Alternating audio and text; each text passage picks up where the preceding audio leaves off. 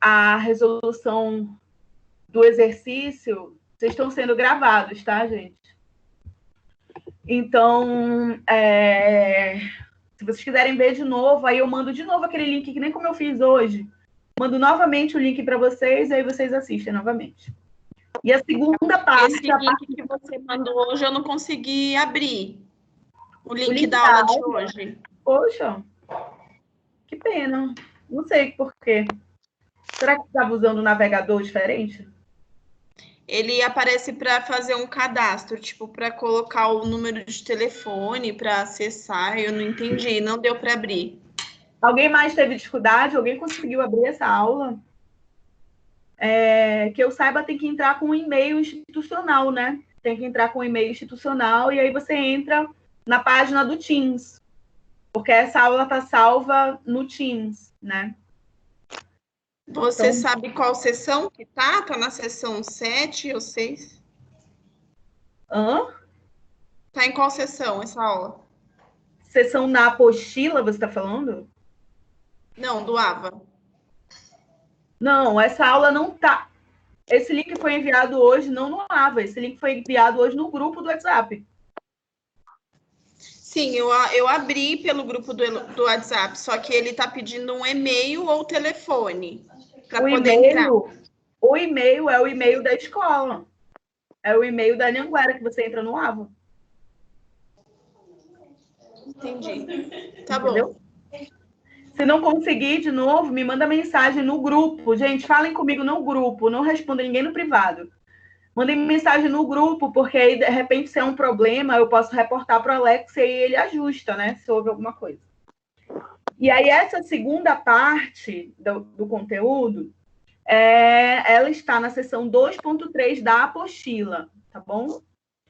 Então, aí a gente vai tratar desses pontos hoje e corrigir o exercício. Eu acho que já está todo mundo aqui. Corrigir o exercício como uma forma de a gente trabalhar as coisas que foram faladas na aula passada.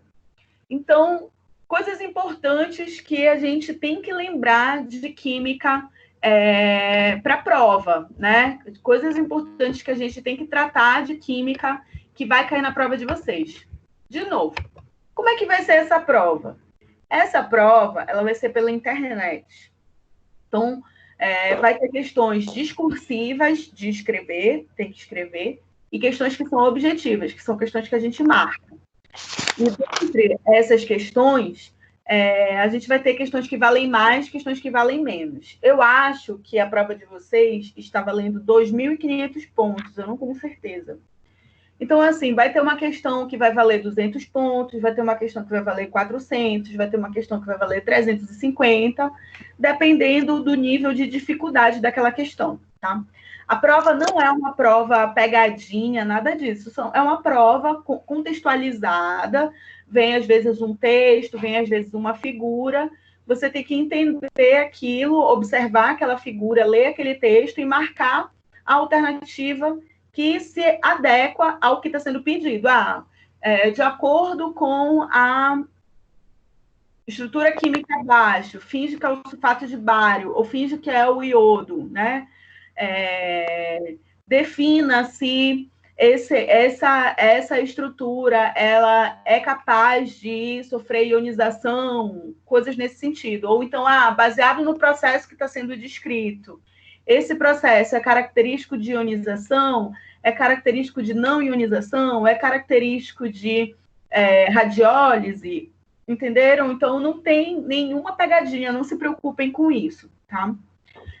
Essa prova, então, ela vai ser disposta para vocês, sem ser na semana que vem, porque semana que vem é feriado, dia 21, ela vai ser disposta no dia 28. Então, o nosso próximo encontro vai ser... vou mandar o link para vocês, para que vocês façam essa prova. Essa prova, ela tem um período para ser feita. Então, da feita que o aluno começa a responder os questionários, ele tem, vamos dizer que cada aluno tenha 40 minutos para fazer a prova, meia hora para fazer a prova. Então, tem que dedicar aquele tempinho para fazer aquelas questões, tá? Eu acho que a prova de vocês tem aproximadamente de 12 a 13 questões, eu não tenho certeza, mas são de 12 a 13 questões, sendo que são 11 questões objetivas, 11 de marcar e 2 questões de responder, com respostas que não são respostas super mirabolantes, nada disso, tá bom? O que a gente... Vocês estão entendendo, gente? Estou falando muito rápido? Estamos entendendo, professora. A prova vai estar disponível no dia 28, né? Você vai colocar o link no grupo. Eu vou colocar no AVA, eu acho, porque algumas pessoas do 4º semestre estão com dificuldade de acessar o AVA, de acessar o e-mail, alguma coisa assim. Então, eu vou colocar no AVA e vou mandar no grupo também para evitar que as pessoas fiquem prejudicadas. Mas vamos lá, o que é importante a gente falar de química lá naquelas primeiras aulas, né?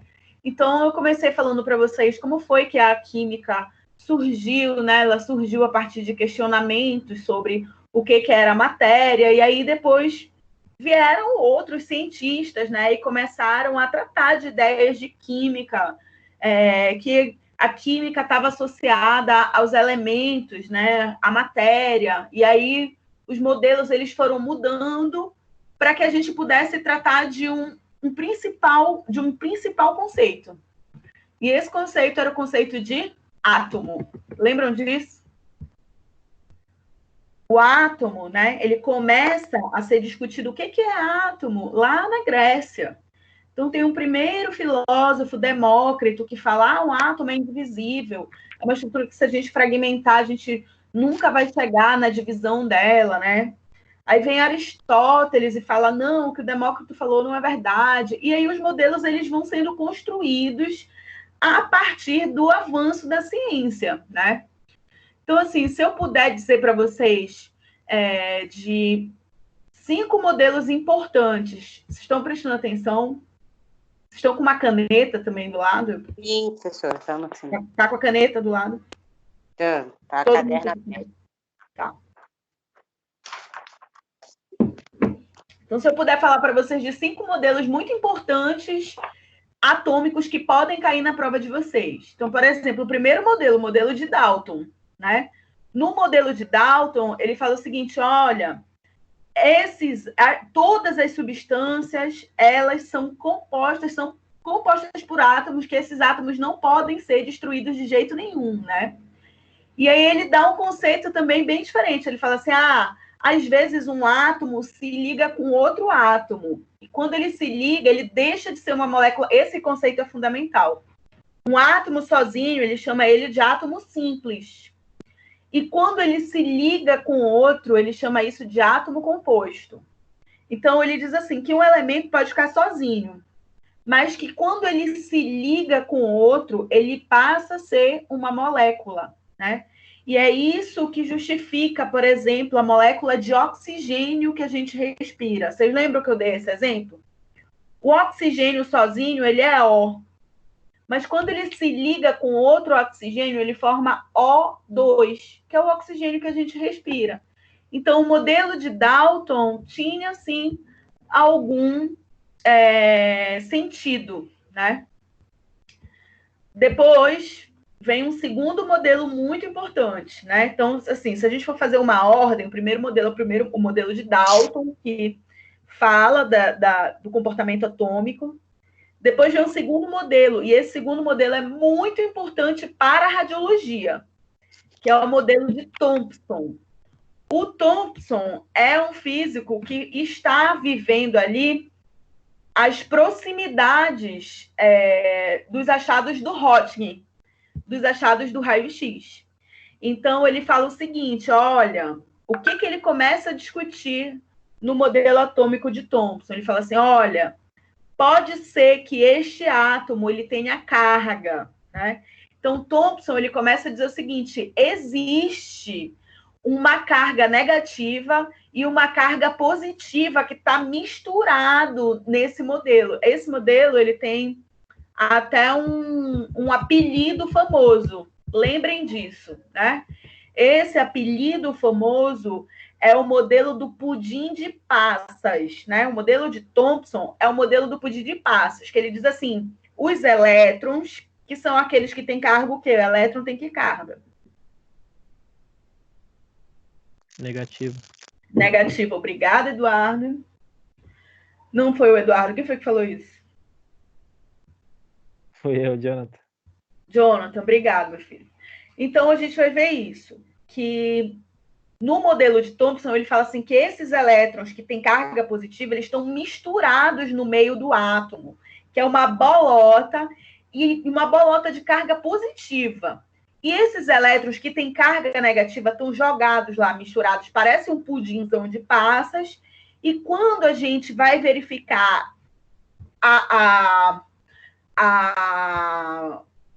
ai, meu Deus.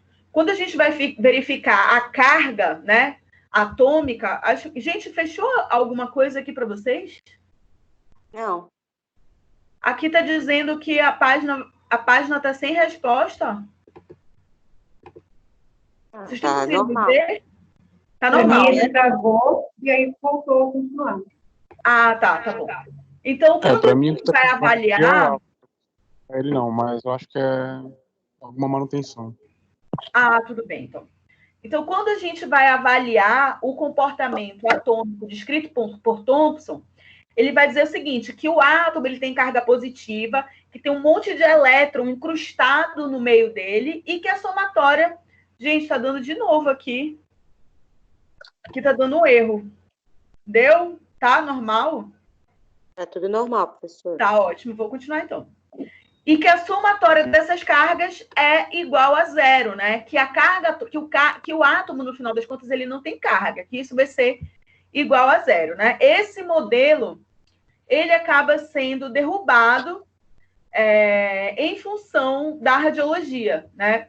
Então, eles começam, nos achados da radiologia, eles começam a dizer o seguinte, olha, não é possível que esses átomos eles sejam todos sem carga, porque a gente está começando a observar que existem elementos que emitem radiação, né? E essa radiação, ela não é necessariamente sem carga.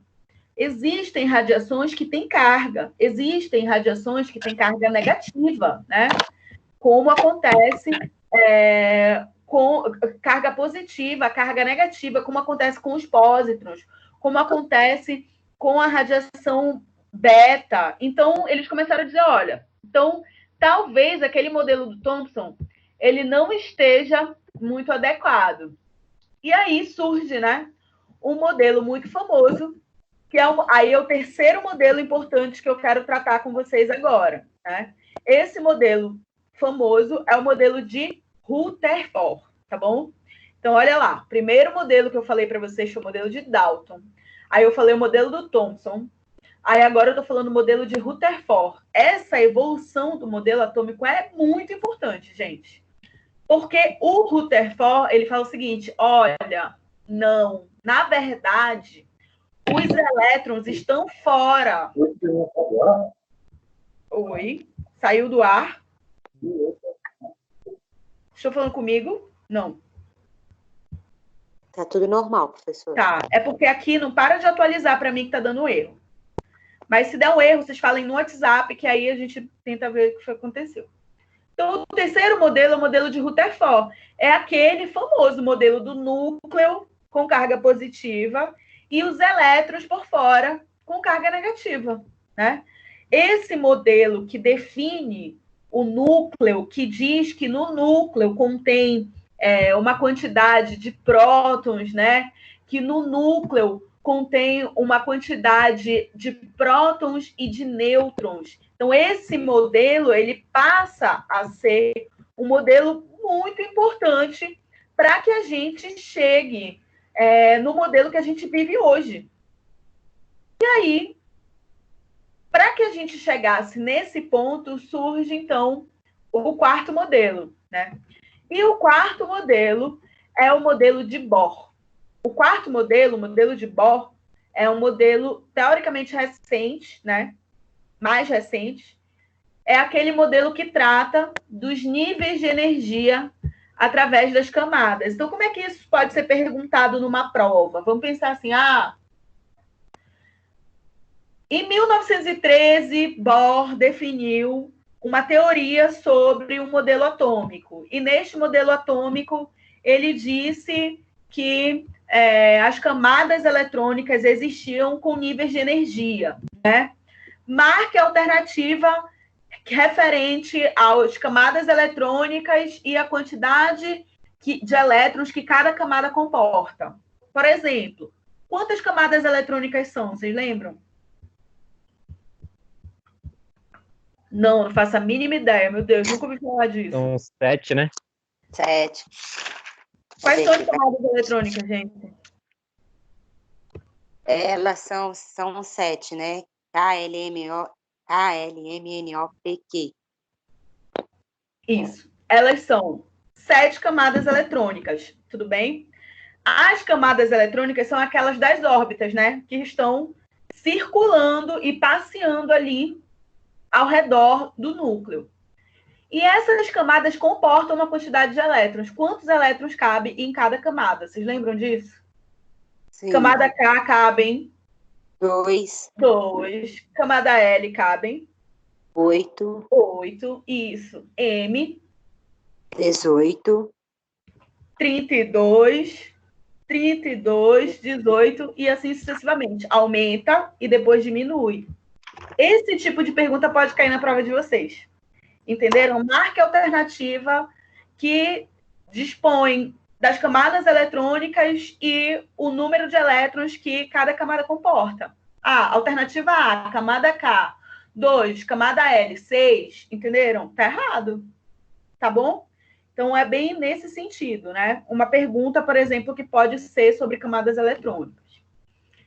E, além disso, aí a primeira orientação do Bohr é falar isso, olha, então é o seguinte, existem camadas eletrônicas, níveis de energia, camada K, L, M, N, O, P e Q. São 7, acaba em Q. E aí, depois, vem um outro cientista juntamente com o modelo de Bohr, que é o Sommerfeld. E ele fala o seguinte, olha, é o seguinte, além das camadas eletrônicas, existem níveis de energia, subníveis de energia dentro das camadas eletrônicas. Quantos são os subníveis de energia? Quantos são os subníveis de energia? 4. Peraí. Alguém falou? São 4, professor. São 4. 4. Quais são os subníveis de energia? S, P, D, F. S, P, D e F. E esses subníveis de energia associados às camadas eletrônicas dão para a gente aquele conceito da distribuição eletrônica descrita pelo Linus Pauling. E aí o Linus Pauling surge, né, com aquele diagrama para falar sobre a distribuição dos elétrons nas camadas da eletrosfera. É muito interessante Professor, isso. Oi. Que o quinto maluco aí que você falou? O quinto maluco, eu ainda não falei dele. Eu falei entre o Bohr, que é o quarto maluco, e o quinto maluco, que é o Schrödinger, tem o Sommerfeld e o Linus Pauling. Antes do Luiz Pauling fala, ele fala que além das camadas tem o quê? Subnível de energia. Tá. Só que, assim, mais importante do que a gente ficar decorando os nomes, meu Deus, Linus Pauling é isso, Sommerfeld é isso. Mais importante do que isso é a gente ler a questão e entender, por exemplo, ela está falando sobre níveis de energia. Eu não vou perguntar para vocês, por exemplo, qual foi o pesquisador que disse que o átomo era como um pudim de passas. Não vou perguntar isso. Eu posso perguntar assim, Thomson dizia que o átomo se comportava como um pudim de passas. Baseado nisso, marque a alternativa que melhor justifica isso. Qual seria a alternativa que justificava isso? Thomson dizia que o átomo era um concentrado de carga positiva e que tinham vários vários elétrons despejados por ele no meio dele, e isso se assemelhava a um pudim de passas, resultando numa carga sem carga, no anulamento das cargas. Essa alternativa está certa, né? As cargas elas ficariam zeradas. Então, o Thomson realmente falou isso, mas vocês entendem que, além de decorar o nome, é entender o contexto, tá bom? Então, prestem muita atenção no contexto. Aí eu falei, olha, vamos lá, eu falei de 4 até agora. Eu falei de Dalton, que é o primeiro. Depois eu falei de Thomson, que é o cara do pudim. Depois eu falei de Bohr. Bohr é o cara que começa a descrever o núcleo e começa a falar que existem camadas da eletrosfera. Esse núcleo, carga positiva com nêutrons e prótons, né? E na eletrosfera, a gente vai encontrar elétrons, né? E esses elétrons estão passeando na eletrosfera, estão se movimentando. Aí veio o quarto modelo, Rutherford. Aí veio o quarto modelo de Bohr. E o modelo de Bohr, ele fala sobre as camadas eletrônicas. Camada K, L, M, N, O, P e Q. Tudo bem? Ótimo isso. Entre o Bohr e o Schrödinger, a gente vai ver que houve 2 outros pesquisadores que complementaram essa ideia do Bohr, que foi o Pauling, falando sobre a distribuição eletrônica, né? Falando sobre aquele diagrama. Esse diagrama eu posso pedir para vocês que vocês façam a distribuição eletrônica de um elemento. Provavelmente eu vou pedir a distribuição de um elemento. E aí vocês vão ter que ir lá digitar 1s2, 2s2, 2p6, 3s2 e assim sucessivamente. Tá bom? E aí, por último, né, a gente teve o quinto maluco, que foi o Schrödinger, que ele já falou que não existia somente essa questão das camadas eletrônicas, né? A gente tem que lembrar que tudo isso, os modelos atômicos, eles são teorias, né? Eles são suposições que são comprovadas a partir de técnicas de avanços científicos. Então, veio o Schrödinger e ele fala assim, olha, na verdade, existe uma nuvem eletrônica. Esses elétrons realmente estão divididos em camadas, só que não são linhas. É uma nuvem de elétrons que vai estar ali ao redor daquele núcleo. E esse núcleo, ele também vai apresentar uma carga. Essa carga desse núcleo, ela é positiva e os elétrons vão estar em constante movimentação porque eles são atraídos pelo núcleo, né? E aí isso é genial, isso é grandiosíssimo. Por que o elétron nunca está parado? Travou aí para vocês, gente? Não. Por que o elétron nunca está parado? Porque ele tem carga negativa e ele acaba sendo atraído pelo núcleo.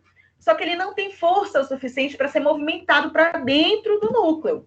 E aí a gente vai ter, então, essa estruturação descrita pelo último maluco, que é o Schrödinger, falando sobre a nuvem eletrônica. Tudo bem? Vocês lembram como é que faz aquela história daquele diagrama do Linus Pauling? Aquele lá, 1s2, 2s2, 2p6, 3s2, 3p6, 3g10, 4s2. Lembram disso? Tá anotado, eu acho. Isso. Vocês fizeram 2 exercícios. Vocês fizeram um exercício na sala que eu pedi. Eu acho que eu pedi a distribuição do cloro, né? E quando a gente vai olhar um átomo, aí a gente vai entrar na outra parte da matéria, né? Eu comecei a falar para vocês que os elementos químicos, eles tinham identidades. Lembram disso? Que eles tinham identidades, né? E que a gente tinha quis saber conhecer a identidade deles. E aí eu apresentei para vocês a tabela periódica. A tabela periódica é muito importante, né? Muito bem. O número de prótons que um átomo tem é o que a gente chama de número atômico. Tudo bem? Uhum. O número de prótons que um átomo tem, a gente chama isso de número atômico. Este número atômico, ele está localizado onde na tabela periódica? Onde é que o número atômico está localizado? Quando a gente vai olhar lá na tabela periódica, onde é que o número atômico está localizado?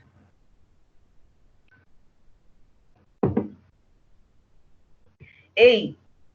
É aquele número, é o maior número que tem lá, professora? É aquele número que fica bem em cima.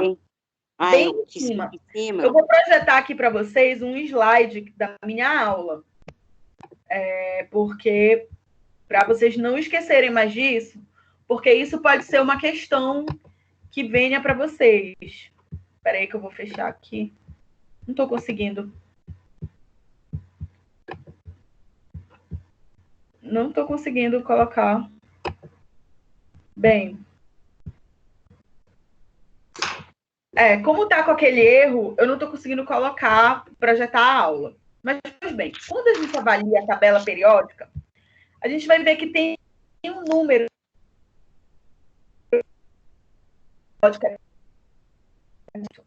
Né? Por exemplo, quando a gente vai avaliar o hidrogênio, a gente vai ver que o número do hidrogênio lá em cima é 1. Então, o número atômico do hidrogênio é 1. Se a gente for verificar quem é o número 2 é o hélio, é um gás nobre. O número atômico dele lá em cima é 2, tá bom?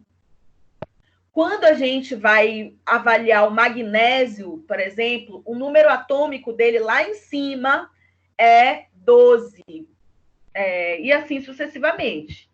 Então, quando a gente faz a distribuição eletrônica, né? Quando a gente faz a distribuição eletrônica, a gente vai lá na tabela periódica, vocês lembram disso? A gente vai lá na tabela periódica e observa qual é o número atômico de um determinado elemento, né? Como esses elementos eles são estáveis na tabela periódica, então significa que o número de prótons é quem, gente? O número atômico, lembrem disso. O número atômico é o número de prótons, tá bom? O número atômico é o número de prótons. E aí a gente vai ver, quando a gente vai ver que esses elementos que estão na tabela periódica, eles são estáveis. Eles são radioativos, estão emitindo radiação? Não, eles são estáveis. Então, eles têm a mesma quantidade que eles têm de número de elétrons, ele tem a quantidade de número de prótons. Então, a gente vai lá na tabela periódica, por exemplo, aí a gente vai avaliar o cloro. Aí o cloro tem número atômico 17, então significa que ele tem 17 prótons, tudo bem? Qual Sim. é a letra que a gente usa para definir o número atômico de um elemento? Eu acho que é Z, professora.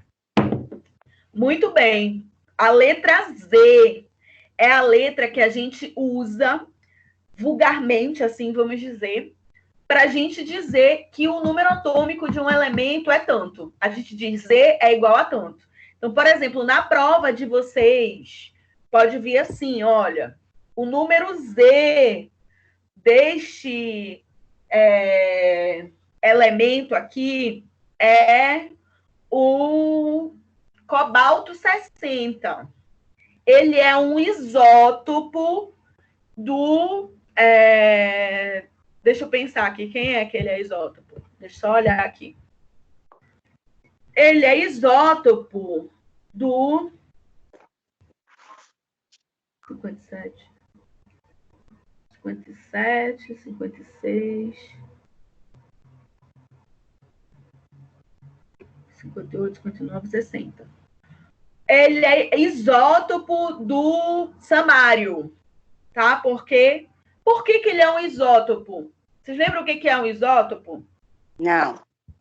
Um isótopo são os átomos cujo os núcleos têm o mesmo número atômico.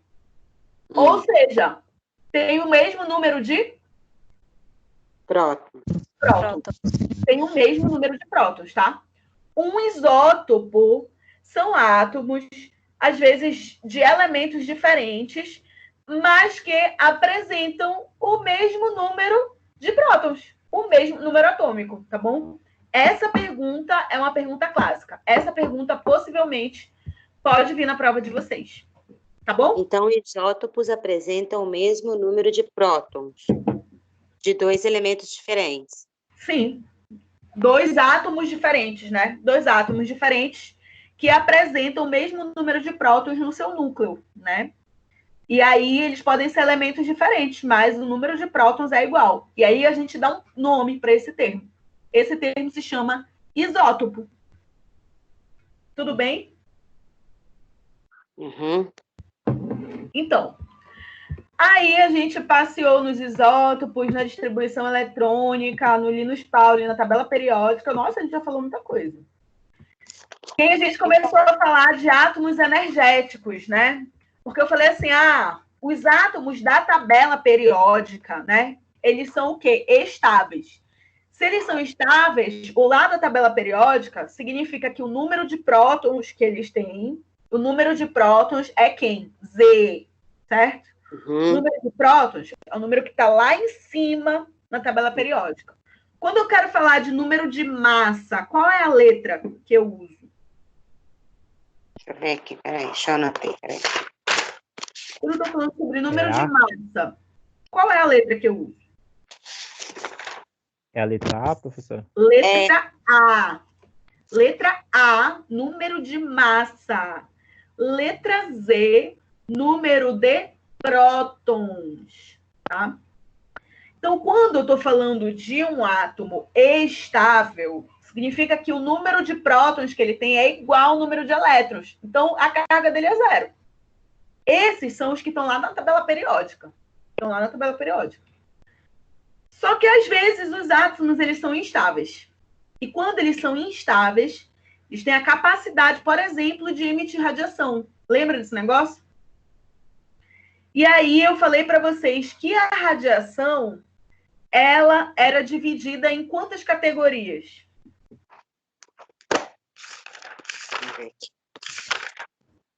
Duas. Radiação ionizante, né? Alguém falou aí duas? Radiação ionizante e radiação não ionizante. Então, um outro conceito químico que a gente tratou foi o conceito de ionização. Vocês lembram o que é ionização? É quando a gente forma íons positivos, que é os cátions. Íons positivos e íons negativos. O positivo é o cátions. E o negativo é o ânion. Ânion, né? Então, significava assim, eu tinha um ambiente, esse ambiente é esse copo d'água aqui. Aí eu jogava uma molécula aqui dentro, essa molécula ela se dissociava e formava íons. O íon positivo é o cátion e o íon negativo é o ânion. Né? Esse fenômeno é o fenômeno de ionização. É quando eu tenho um elemento que é neutro, ele é neutro. Só que, de repente, ele passa por um processo e ele se transforma em elementos carregados. Ele se transforma, ele se separa, ele se fragmenta e começa a ter carga. Um tem carga positiva e outro tem carga negativa. Ionização é isso. Eu tenho um elemento que a carga dele é zero. Aí houve um fenômeno e, de repente, ele se fragmenta e ele fica com carga. A carga positiva se chama cátion e a carga negativa se chama ânion, né? A radiação que a gente usa na radiologia, ela é perigosa. Por quê? Porque ela provoca ionização. Ela provoca a formação de íons. E o principal fenômeno químico, né, bioquímico que a gente escreve, o principal fenômeno bioquímico que a gente conhece de formação de íons por conta da radiação ionizante é qual?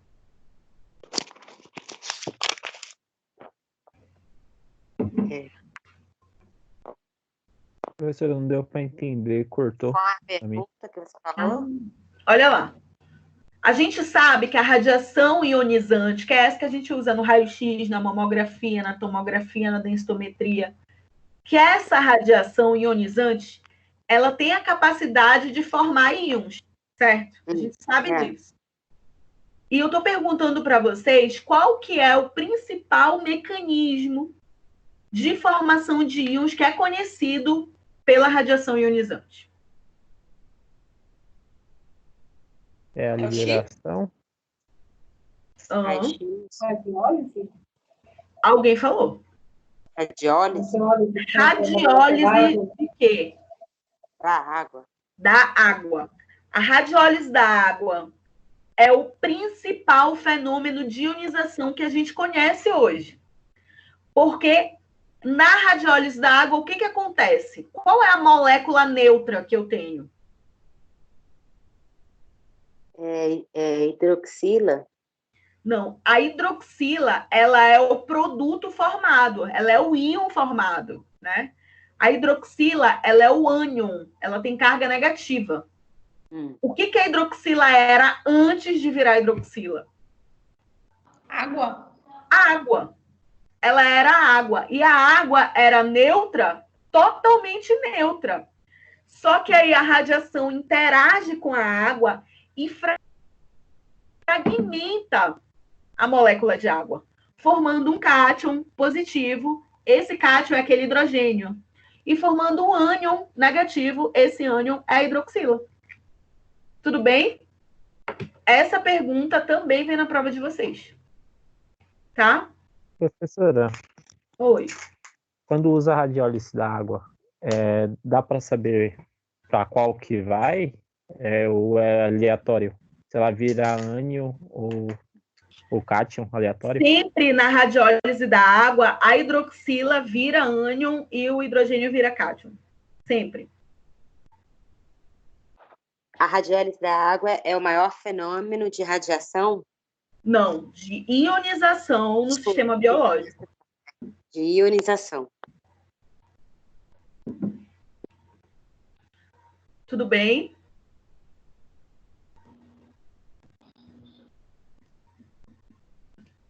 Mais alguma dúvida? Estou entendendo? Essa parte era maior, e ainda bem que foi presencial, porque é um conteúdo muito grande. E seria difícil fazer todo pela internet. Mais alguma dúvida? Posso continuar? Pode. Muito bem. Aí a gente vai falar agora do exercício de vocês, né? O exercício é o exercício número 2. Eu estou recebendo ele ainda hoje. Vou ficar recebendo por e-mail, no e-mail que eu mandei no grupo. Então, no exercício de vocês, tinham lá, acho que 5 questões. Eram 5 questões, falando assim. A primeira questão.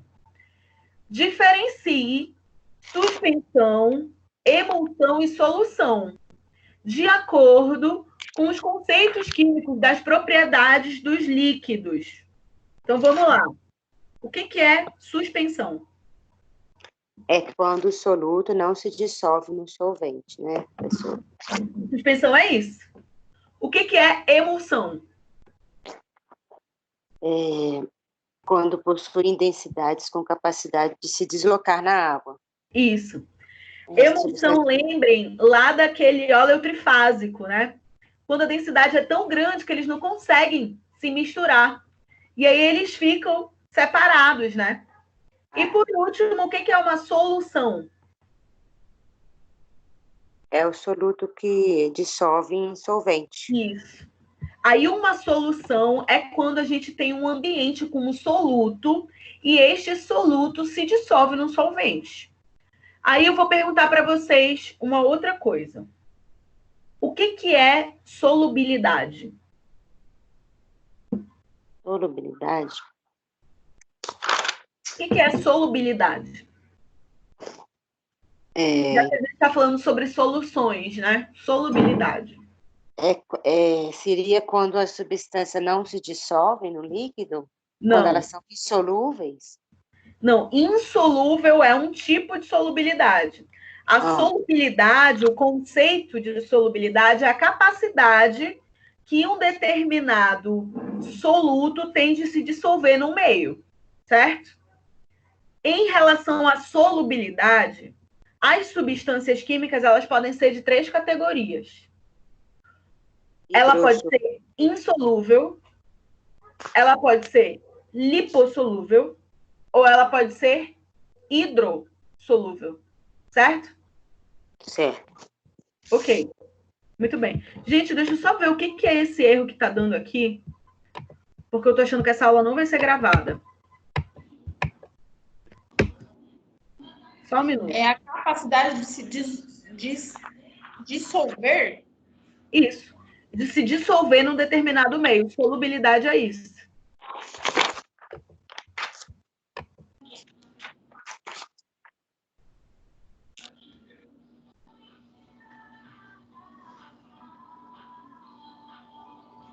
Acabou a aula? Não.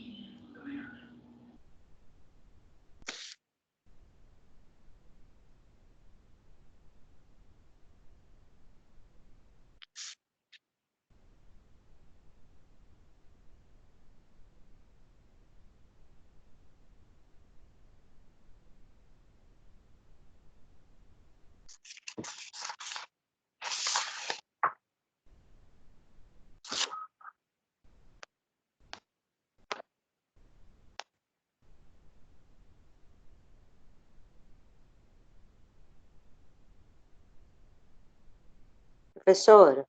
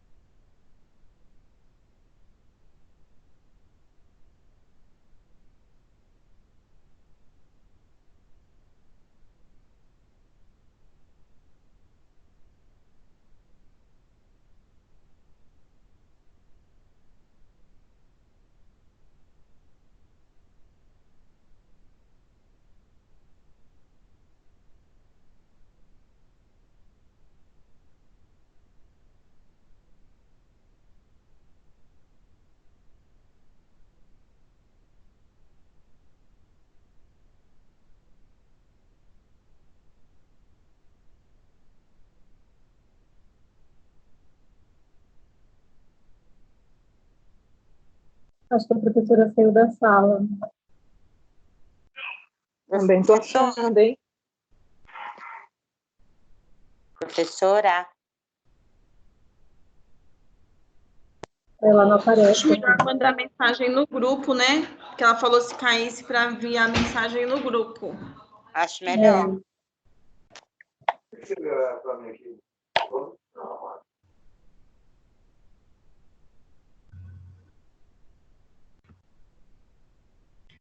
Gente, deu um problema aqui, mas voltei.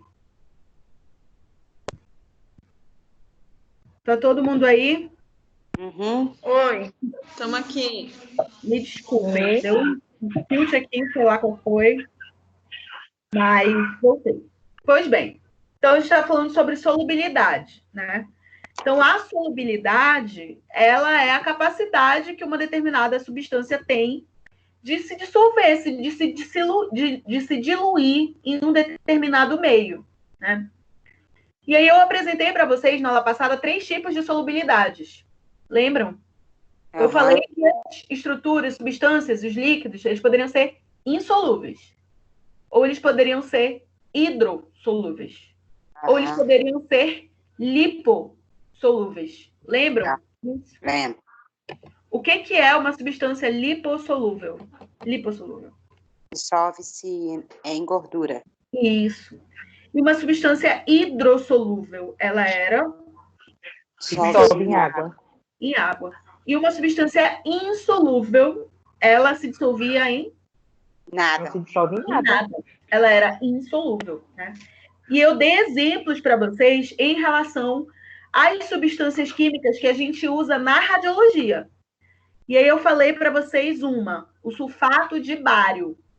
E eu apresentei o sulfato de bário dentro de 2 conceitos. O primeiro ele é uma emulsão. Se ele é uma emulsão, o soluto se dilui no meio? Não. Não. Não. O soluto não se dilui no meio. Por ele não se diluir, ele não vira uma solução. Então, essa substância que a gente usa na radiologia, ela é insolúvel. Ela é insolúvel. Portanto, ela não pode ser administrada onde? É ver, né? No vaso sanguíneo. Não pode ser administrada endovenoso. Porque como ela é insolúvel, ela não se dissolve no sangue. Olha só. E aí depois eu falei para vocês do meio de contraste iodado. Qual era a propriedade do meio de contraste iodado em relação à solubilidade? O bário. Iodo, iodado, não de bário, o de iodo. Qual era a propriedade dele? O meio de contraste iodado, ele é hidrossolúvel. Então, ele se dilui em água. Ele é uma solução. Ele pode ser administrado no vaso sanguíneo. Entenderam? Professora, Oi. perguntar, suspensão também se enquadra no quadro de insolúvel? A suspensão, provavelmente, ela é lipossolúvel, né? Provavelmente ela é lipossolúvel, porque ela é muito engordurada. Então, tem uma concentração muito grande de óleo. Porque aí tem que ver a composição do material, né? Não necessariamente sempre vai ser lipossolúvel, ou sempre vai ser hidrossolúvel. Mas como ela é muito oleosa, provavelmente ela é lipossolúvel. O iodo se encaixa onde, professor? Hidrossolúvel. Meio de contraste iodado é hidrossolúvel.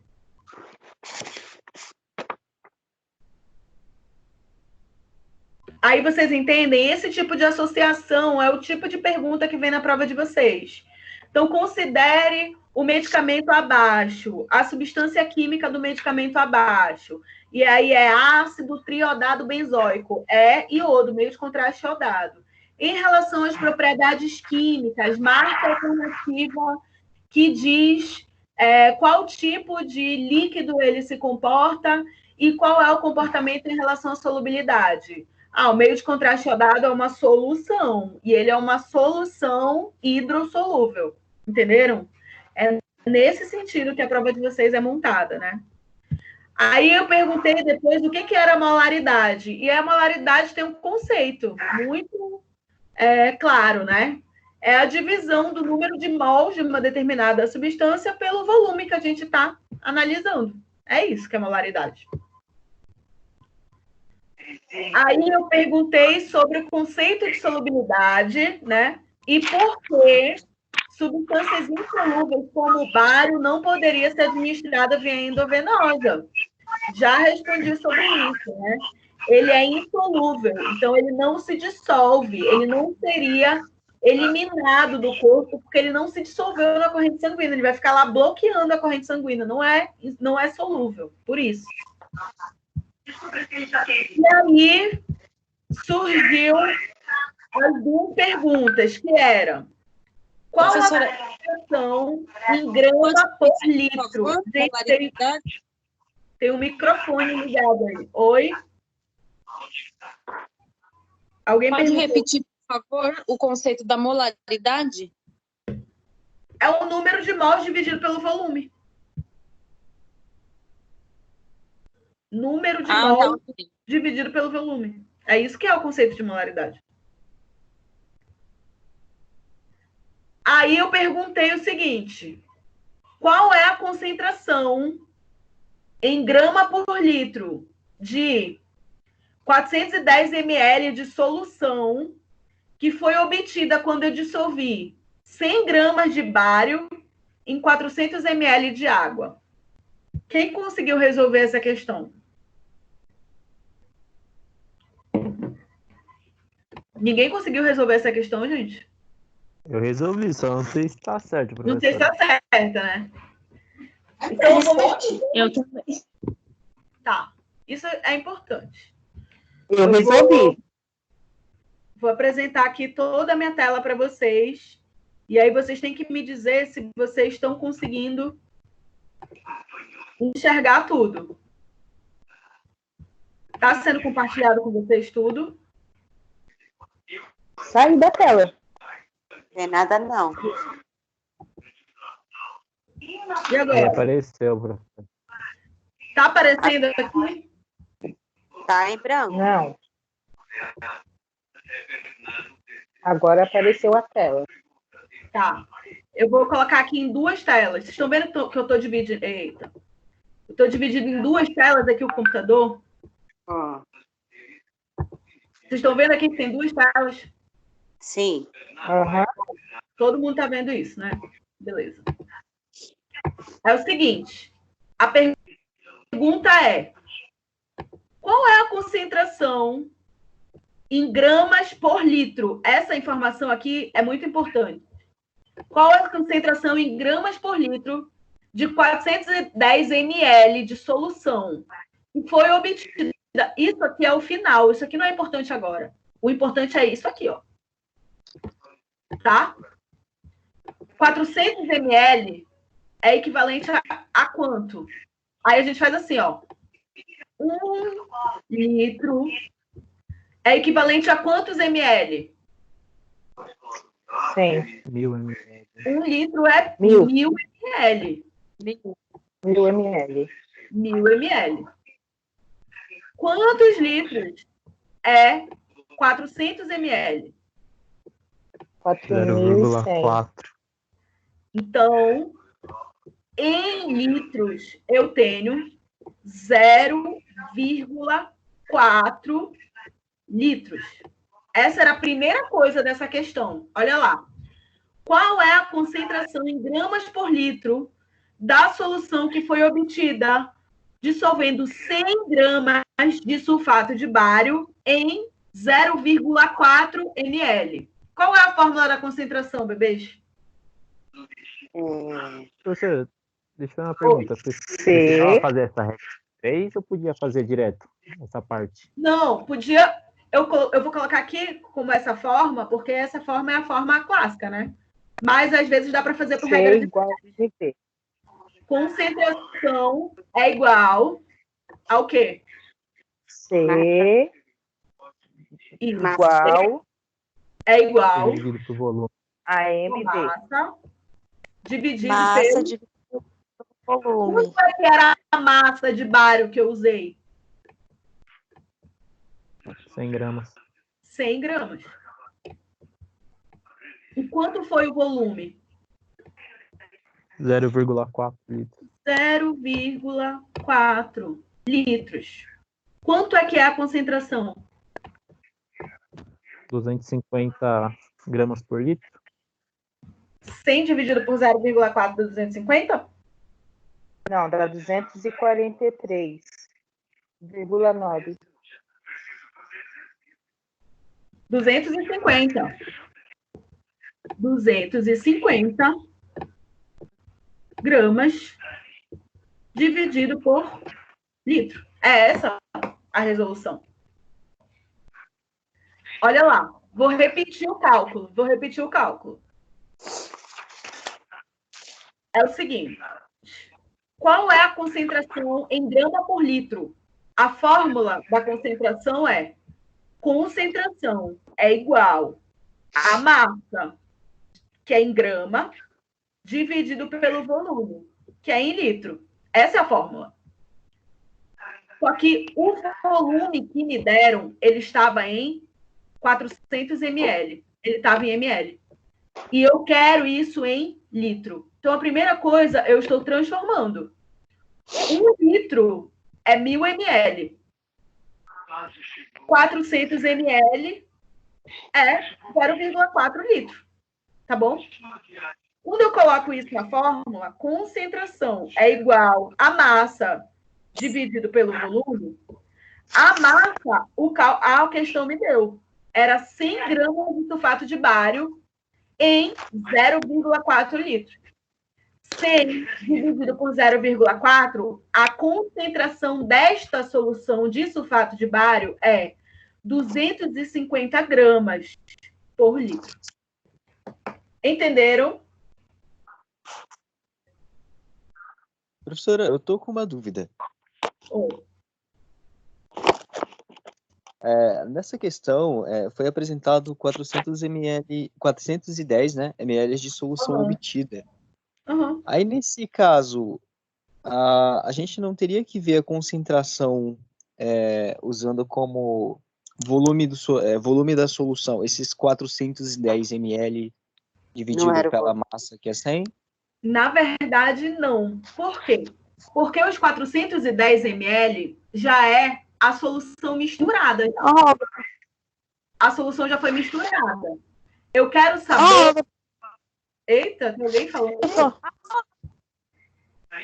Na faculdade. Tem alguém falando, gente? Aqui? É a Aline, tá com o microfone aberto. Ah, tá. Então, eu vou voltar aqui para vocês. Vou finalizar, parar de compartilhar. Estão me vendo? Não.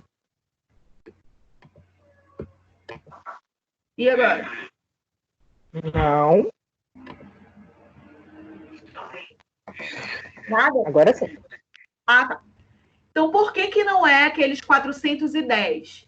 Porque aqueles 410 já é a solução que foi misturada, a solução final. Eu quero saber a concentração para 400 ml, que é o que eu vou preparar ainda.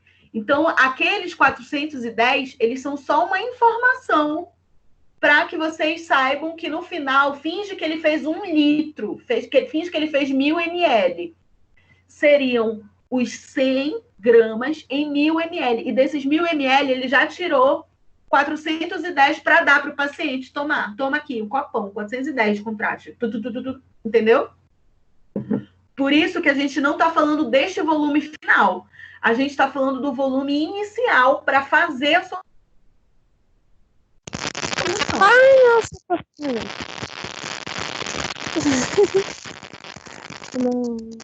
não tá entendendo. Não quero. Gente, tem o microfone que não está ajudando aí. De quem é?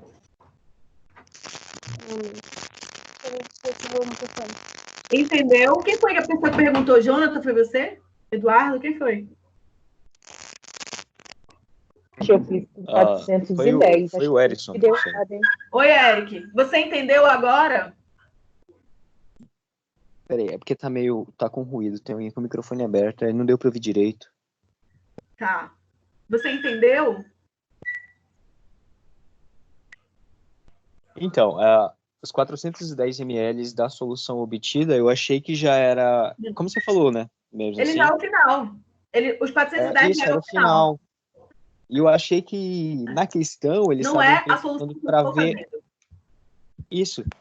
Eu achei que na questão eles queriam saber a concentração do produto final, da mistura final. Entendi. Não. Na verdade, na questão, a gente quer saber a concentração da solução. E essa solução, ela vai ser feita ainda. E aí, por isso que a gente está falando sobre os 400 ml. Eu também fiz o cálculo desses 410. Pois é. Eu fiz o cálculo dos 410 também. Não era 410. Era 100 ml de água. Professora, nessa questão dos 410 ml, essa informação é importante em que exatamente? Na verdade, ela não é importante. Ela é só a informação da solução final. É para vocês perceberem exatamente isso. Quando a gente faz uma solução, a gente está começando ela com um volume inicial, tudo bem? Esse volume inicial era 400 ml de água. essa informação de 410 que ele tirou depois, isso não é relevante para agora.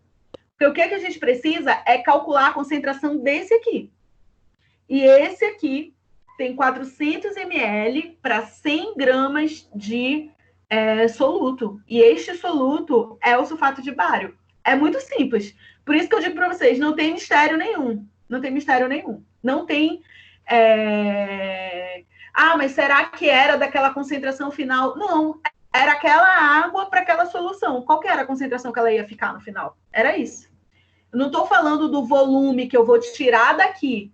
Eu posso tirar deste volume 410 ml depois, porque vai ficar com volume maior, né? Vocês vão concordar comigo. Eu tinha 400, eu coloquei 100 gramas, vai ficar com volume maior, ela vai crescer a solução. Daqui eu posso tirar 400, aqui eu tiro 410 e dou para o meninozinho beber. Mas para eu fazer essa solução, eu usei 400 ml. Entenderam? Professora, você está complicando muito essas coisas. Não, é porque a pergunta era essa. Para que eu usava aqueles 410? Para nada. 410 era o final. Não, ele não entra na conta. Porque o volume para montar a solução é o volume de água. O volume era 400. Quer ver? Vamos fazer a segunda. Talvez a segunda fique mais clara para vocês. Tá bom? Vamos lá. Segunda questão. Vou abrir aqui para vocês. Hein, professora? Oi. Professora. Então, né, assim, nesse caso, a gente pode considerar que nessa questão estava considerando somente a massa do soluto e o volume do solúvel, né? Que era o que a gente deveria ter usado para fazer o cálculo. O volume do solvente. Isso, do solvente, e não os 410, que já foi a mistura no final. Isso, exatamente. Exatamente. Entendi. É igual o segundo, olha o segundo. Olha a quinta questão. Vocês estão vendo, gente? A quinta? Quinta questão. Tô vendo. Sim. Quinta questão. É o seguinte. Uma solução de ácido sulfúrico foi preparada. Foi preparado um ácido. Informações. O químico usou aqui. Quanto era a massa? 33 gramas, certo? Em quantos ml de água? 200 ml de água. Tudo bem? No final, quando ele misturou os dois, quanto foi o volume geral que resultou? Quanto foi o volume geral? 222. Mas eu quero saber a concentração em grama por litro dessa solução que ele fez, não associada ao volume geral.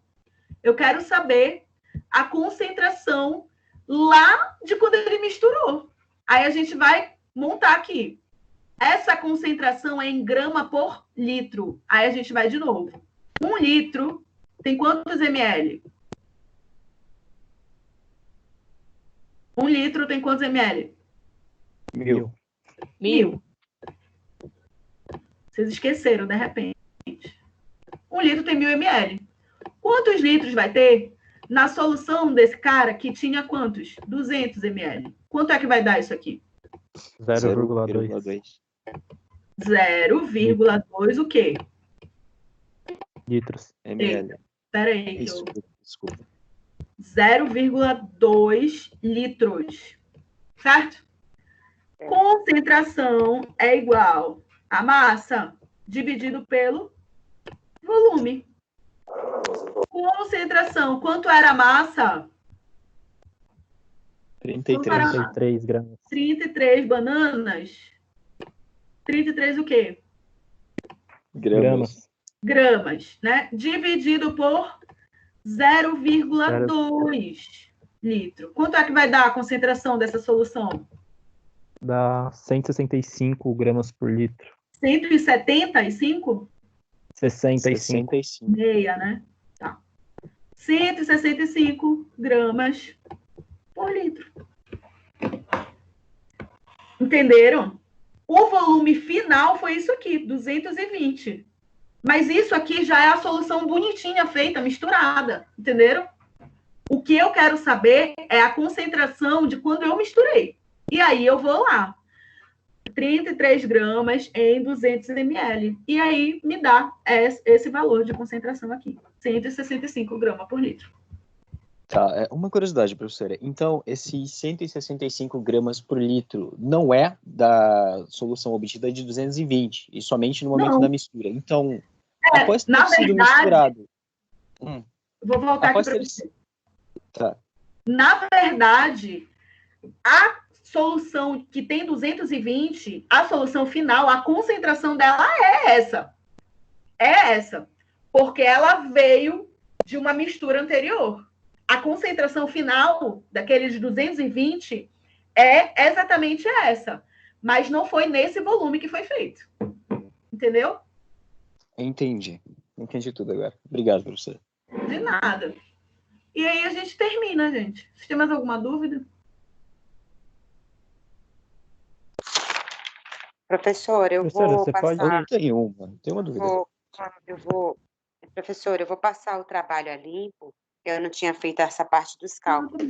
Aí eu posso mandar para você pelo e-mail ou posso tirar foto e mandar pelo WhatsApp? Não, manda por e-mail, melhor. Eu acho que eu só recebi um daqui por WhatsApp porque a aluna estava com dificuldade. Melhor mandar por e-mail.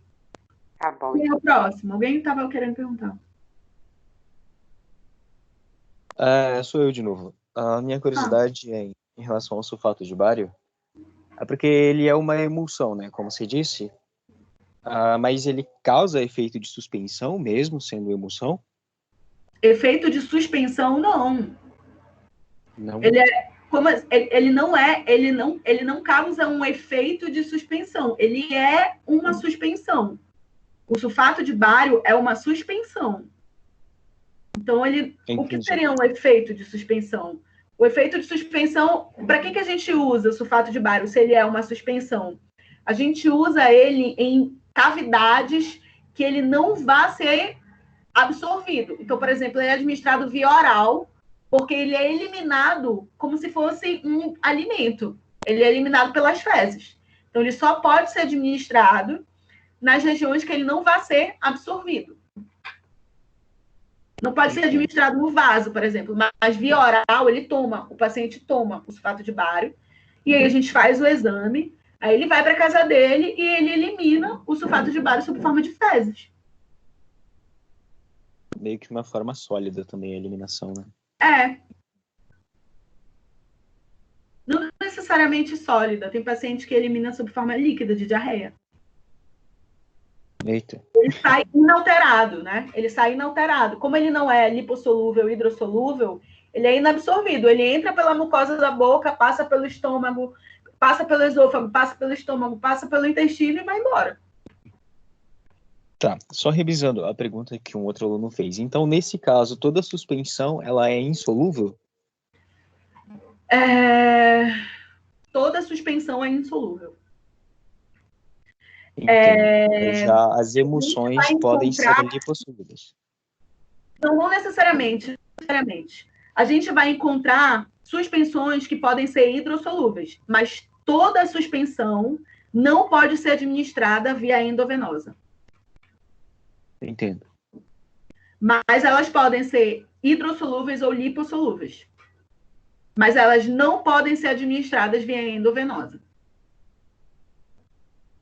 Varia muito de qual substância vai usar? Da substância química que tenha dentro dela. O sulfato de bário é insolúvel, mas a bezetacil, por exemplo, é hidrossolúvel. E é uma suspensão. Caramba, que curioso isso, interessante.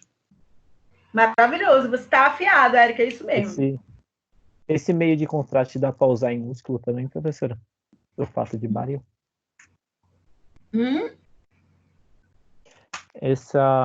Esse contraste dá para usar em músculo?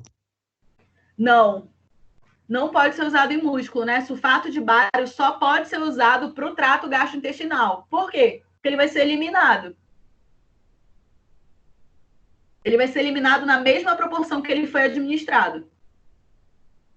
Professora, uma outra coisinha, só para complementar. A suspensão, no caso, dá para ver a divisão das fases a olho nu, não é? Correto? A emulsão, a gente vê a divisão das fases. É a suspensão, não. A suspensão, a gente vê as bolinhas, assim. Lembra da bezetacil? A gente vê as bolinhas, assim, soltas no solvente. Isso, é isso que me confundiu, porque eu estava lendo uns artigos que diziam que a emulsão, ela se tratava de um sistema heterogêneo ou um sistema coloidal, correto? Isso. E diziam que eram substâncias imescíveis em outras, porém ainda separada por gotículas. Havia uma dispersão. É como se fosse a separação de água e gordura. E tipo água e óleo no copo ali. Como se fosse água e óleo. Mas isso é a mesma coisa que a gente vem conversando. Esse conceito que você leu é a mesma coisa que a gente vem falando. Tá. Para ser uma dúvida referente à emulsão. Pode falar. Eu estava lendo na internet e verifiquei também que, normalmente, para a emulsão, ela precisa de um terceiro elemento para ter a ligação. No caso dos elementos que a gente utiliza na química, na radiologia, tem esse mesmo conceito ou não? Normalmente é usado só para os organismos? Na radiologia, a gente não usa emulsão, né? Na radiologia, a gente usa solução ou suspensão. Ah, entendi. No caso da atividade, eu tendo colocado essas informações como exemplo, é válido ou... Claro, sim. Se estiver perguntando isso, é válido, sim, claro. Ah, não, legal. Obrigado. Mais alguma dúvida, gente? Vocês estão estudando, que bonito. Muito obrigada. Eu sei que é difícil a gente manter o ritmo. Professora, a senhora, por favor, a senhora pega leve nas provas, hein? Eu não! Tô brincando. Vou pegar leve, pode deixar. Mas continue estudando, gente. Continue estudando, façam exercícios, procurem outras questões na internet. Olhem os exercícios que eu passei para vocês. A gente fez 2 atividades já. E professor, aquele desafio nota máxima lá do AVE é difícil, né? É complicado aquilo, viu? Eu faço umas 2 vezes para tentar acertar 2. Eu acho também, porque aquele desafio não é a gente que monta, ele vem tipo de fora. Então, tem coisas que eu abordo muito, coisas da radiologia para química, que não é igual ao que eu abordo para farmácia, ou que eu abordo para enfermagem, entendeu? Então, ele é bem difícil. Porque eles tentam nivelar, né? Tudo bem, gente? Mais alguma dúvida? Estamos resolvidos? Professora, voltando bem lá atrás, você pode explicar sobre a radiólise da água? É que eu não entendi, não ficou na cabeça ainda. Qual que vira ânion e qual que vira cátion? Tá, então o ânion é a porção negativa e o cátion é a porção positiva. Quem vira ânion e quem vira cátion? Quando a água quebra, ela forma um próton de hidrogênio, que é positivo, esse positivo é o cátion, e forma uma hidroxila. Essa hidroxila é OH-, ela é negativa, ela é o ânion. É isso que acontece. Assim, era isso mesmo que eu estava com dúvida. Ô, professor, Só um minuto que o Jonathan está falando. Tá. A parte que você falou, quando 2 elementos têm o mesmo número atômico, como que ele é chamado? Isótopo, mesmo número de prótons, né? Isótopo, com P. Tá. E como que eu vou saber como eles têm o mesmo número de prótons? Porque na divisão, na distribuição eletrônica, né, vai estar apresentado, lá em cima, vai estar apresentado o número Z é igual a tanto. Isótopo, quando a gente está falando sobre o número de prótons, a gente está falando sobre o número atômico dele. E o número atômico vai ser apresentado para a gente com a letra Z.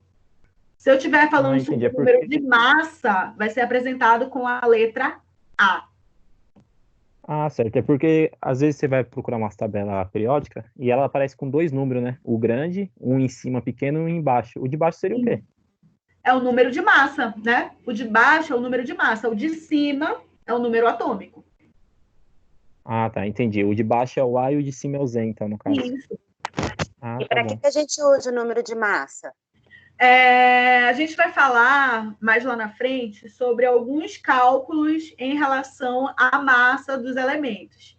Então, às vezes, A gente quer saber quantas gramas um elemento tem, se tem 3 vezes aquele elemento. Quanto é o número de massa? Se um átomo pesa 1 grama, quando eu tenho 3 átomos, vai pesar quantas gramas? 3 gramas, entendeu? Então, quando a gente quer fazer cálculos de soluções, quanto é que é a massa desse átomo aqui? Aí a gente vai atrás do número de massa. Então tá bom, mas a gente não está usando isso, não, né? Não, por agora não. Calma, um problema de cada vez. Professora, tá bom. Oi. Em relação à concentração e à molaridade, a gente pode dizer que são praticamente a mesma coisa? Se medir os mols em uma solução ou a concentração de algo nessa solução? Não são a mesma coisa, né? Porque a molaridade, a gente não está associando a quantidade em gramas daquele elemento. A gente está relacionando ao número de mols que aquela molécula tem. Aí a gente tem que, para calcular a molaridade, descobrir naquela molécula quantos números de mols tem. Aí a gente divide pelo volume. Entendi. No caso, os mols, então, são a nível molecular, digamos assim? Isso. E não a grama mesmo, a massa? Isso, é exatamente isso. Entendi. Obrigado, professor. Nada. Que mais, gente? Quem dá mais? Na prova vai cair a divisão da tabela periódica? Como ela é dividida? Não. Divisão de tabela periódica, não. Vai cair divisão eletrônica. Divisão eletrônica. Fazer divisão eletrônica de um determinado elemento. Professora, eu ainda estou meio inculcado com a suspensão, cara. Por algum motivo. Assim, por exemplo, água e areia. A gente considera o efeito uma suspensão quando a areia vai para o fundo do copo, ou não? Sim, pode ser. Água e açúcar, sabe? Quando a gente mistura o açúcar, ele fica acumulado aqui embaixo. Sim. Suspensão é tudo que se pode administrar, tanto EV quanto VO? Não. Nada a ver, né? Nada a ver. Professora, então, professora, deixa eu com uma dúvida agora. Fala, do açúcar, né? Porque quando há um pouco de mistura, realmente ele vai para baixo do copo. Mas quando é misturado durante um bom tempo, ele vai se dissolvendo. O quê, Eduardo? O açúcar na água que você falou. Mas existe uma quantidade que a gente chama precipitada. O açúcar não se dissolve totalmente na água. Devo lhe dizer. É aí que entra o conceito de solubilidade, não é? É isso? Ele se dissolve na água. Ele é hidrossolúvel. Mas existe um precipitado que fica no fundinho. Sempre fica. Fica um precipitado no fundo. Isso faz com que ele não seja totalmente uma solução. Entendi. Entendi. Tudo certo, gente? Então, continuem lendo, continuem estudando. Eu vou entrar para uma outra aula agora. Continuem lendo, continuem estudando, e aí a gente vai se acertando, tá bom? Vocês vão fazer uma boa prova, não fiquem nervosos. Qualquer coisa, falem comigo no grupo. Eu vou continuar recebendo os trabalhos até hoje, à meia-noite, tá? Então, quem não terminou, termine de fazer agora com calma. Não tem estresse, não. Dia 28 é a prova de vocês. Eu tenho certeza que vocês vão sair muito bem. Tá? Boa noite, gente. Um beijo. Boa noite. Obrigado, professora. Boa noite. Obrigada, professora. Boa noite, obrigado.